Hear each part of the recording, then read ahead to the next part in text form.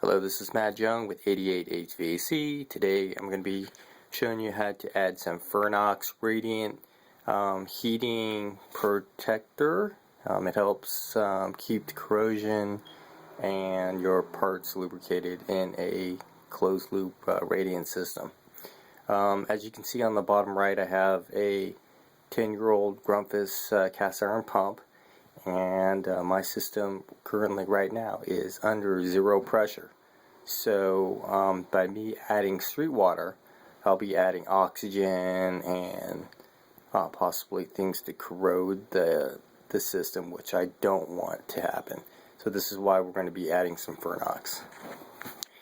Okay, first what you want to do is, I found my port and I depressurized the radiant system down to zero. So I want zero pressure. I probably have a little bit, but almost nothing. It's just kind of residual down to zero, so I can add this Furnox to the system. What you're going to be needing is a can of Furnox, which is good for about 600-700 square feet of floor space, and an adapter. Okay, this adapter is going to go to the spigot.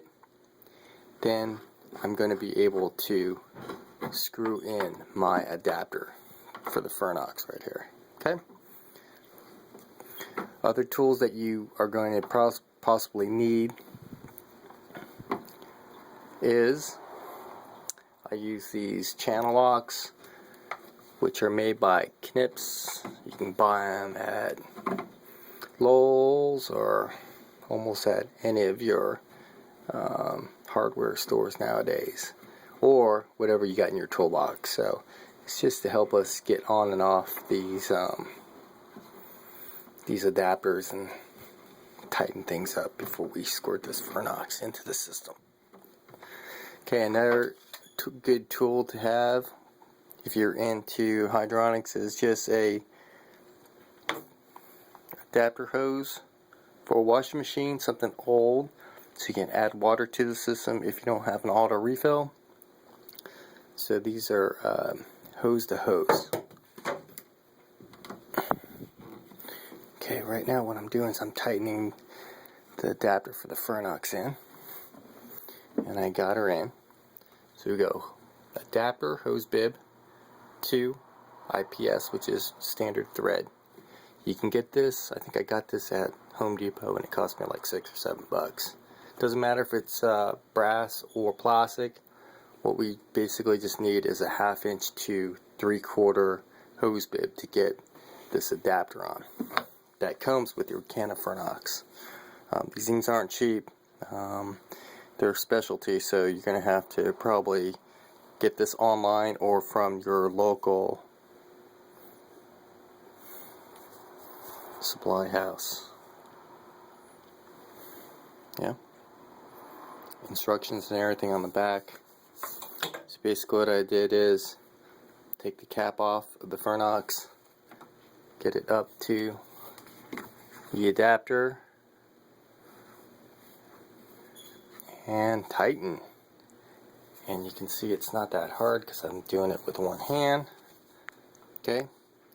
Once we get the Furnox ready to go, I open up the system. Okay. And squeeze.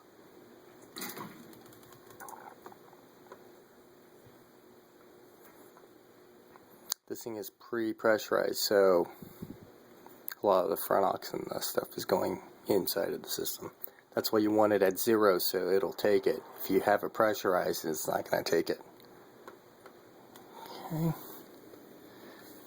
I use this Furnox not just for radiant heating systems, but I also use it for geothermal, anything hydronics, where I can have issues with pumps and valves and actuators. Okay, I can feel like this can is almost all used up. So what I'm going to go ahead and do is go up here and tighten her up, close her off. You can see some of this Furnox is kind of oily, just kind of came out. Okay. So when I get my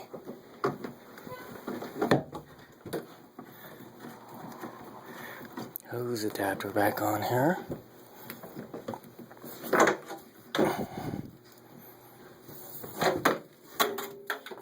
then I'm going to pressurize up onto my domestic water side.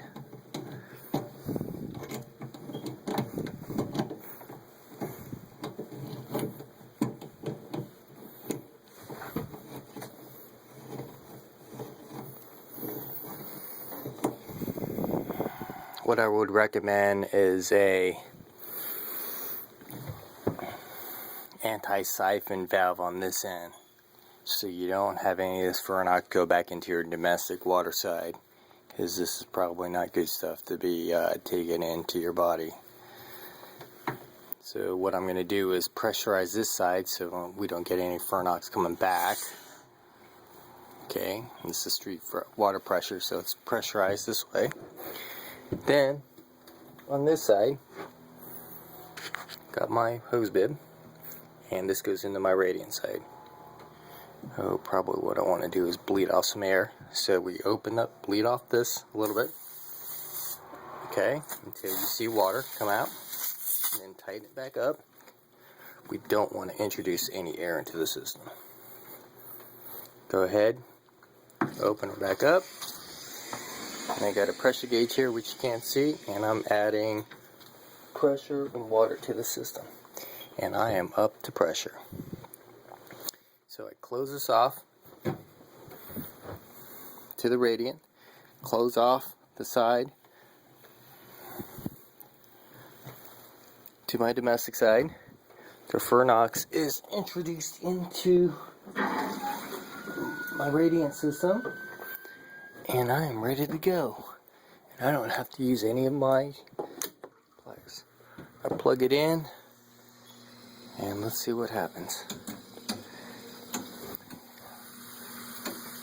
So I have a little bit of air bubbles left over in the system because they had cut some pecks, and I didn't really get all the air out. So I'm just letting the radiant circulate and let it go through my air separators. Alright, thanks.